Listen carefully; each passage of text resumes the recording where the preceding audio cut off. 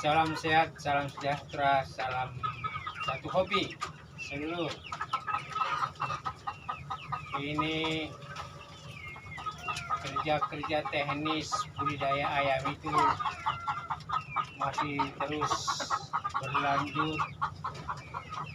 Dalam hal ini adalah perapian kandang secara berkelanjutan, karena kita mau buat memang kandang semi umbaran atau umbaran ini nyaman, karena selalu saja ada dari luar itu garangan masuk, dan potensi yang masih memungkinkan predator masuk tinggal dua, garangan sama predator. Garangan dari belakang karena banyak rerumputan dan kadang kandang bambu itu sudah busuk, ya, maka ada celah yang memampukan dia masuk, lalu kemudian mengganggu kenyamanan ayam.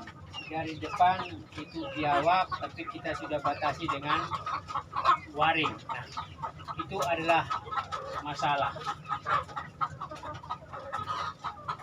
Tapi bukan itu topik kita sedulur hari ini. Topik kita hari ini sebenarnya bahwa ada satu channel kita, channel teman kita yang menyatakan budidaya ayam bangkrut. Kata bangkrut ini yang membuat saya berminat untuk mengomentari atau memberikan sedikit pandangan saya dari sisi pengalaman saya. Istilah bangkrut itu sebenarnya lebih diorientasikan kepada usaha.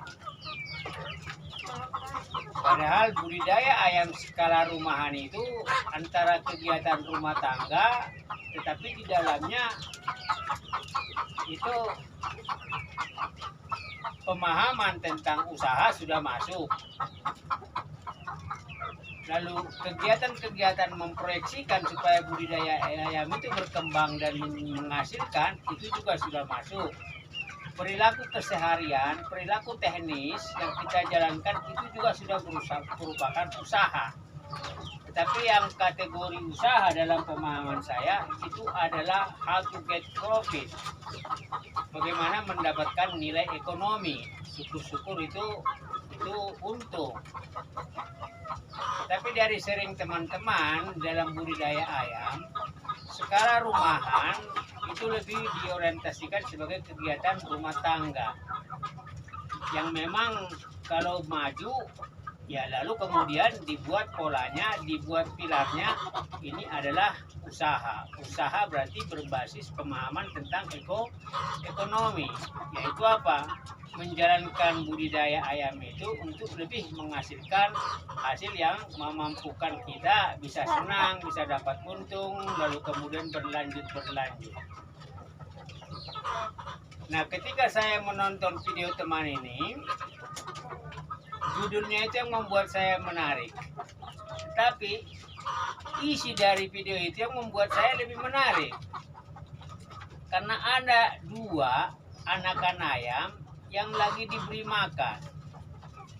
Tetapi di belakang kandang yang tidak kelihatan ada kokok ayam, berarti pejantan.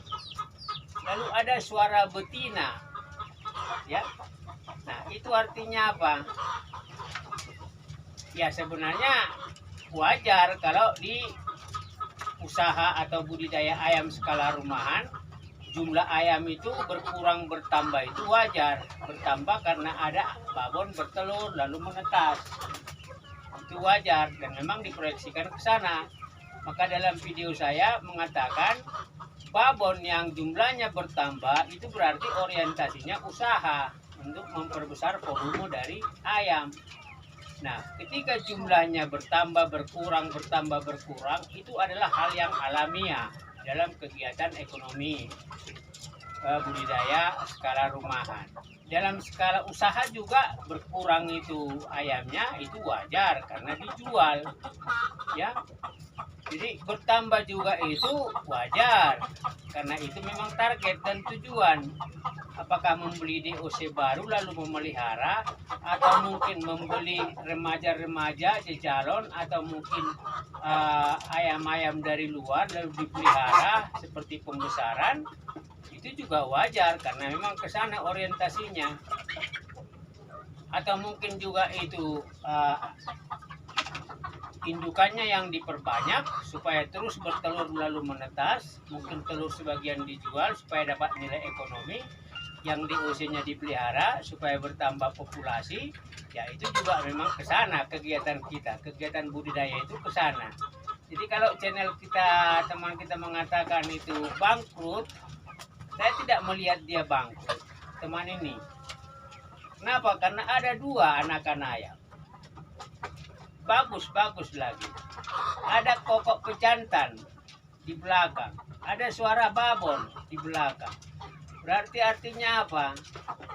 Ini mungkin hanya perlu kemudian men-setting pola pikir bagaimana dengan sisa anakan ayam atau babon sama pacok itu direhabilitasi pola pikir kita.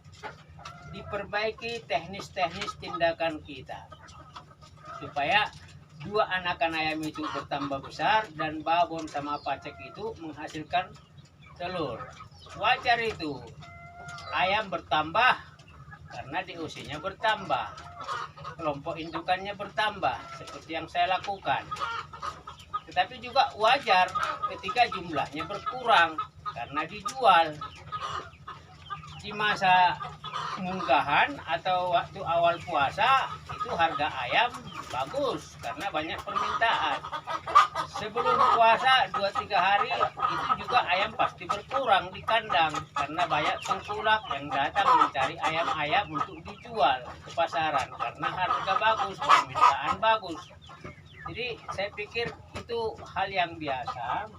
Hanya tinggal kita kemudian dengan sisa modal ayam, aset indukan, bagaimana kita kembali meningkatkan pola-pola kerja teknis kita, mengurangi risiko, meminimal potensi-potensi penyakit, kemudian memperbaiki pola kandang supaya nyaman dia bertelur, nyaman dia menetas, dan juga DOC-nya itu bisa tumbuh dengan sehat.